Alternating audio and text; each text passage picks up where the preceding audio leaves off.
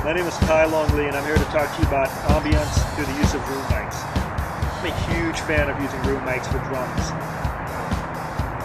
The reason why is because it just gives you a nice sense of depth and space in the recording, something that I think is lacking a lot in today's modern music. You can get there through the use of artificial reverbs, plugins, etc., but nothing really beats a good set of room mics in a good sounding room.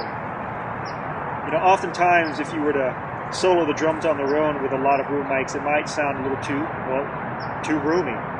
But as soon as you start to pile on the guitars, you start to pile on the keyboard and the vocals, you'll notice that the drum sounds start to get smaller and smaller.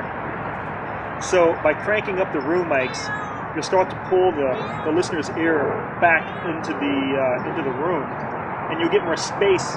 You'll find that you don't need to actually use as much gain for the drums.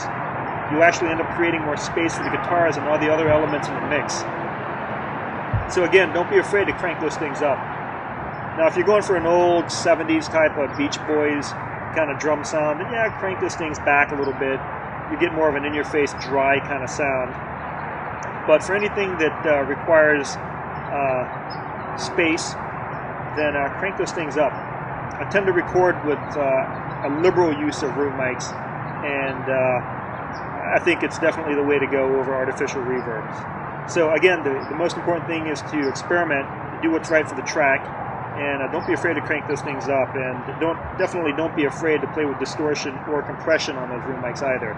You can come up with some pretty interesting things, and in the end you'll probably come up with a drum sound that nobody else could get because you can't get that in a plug-in. So have fun, and we'll catch you next time. Thanks for watching.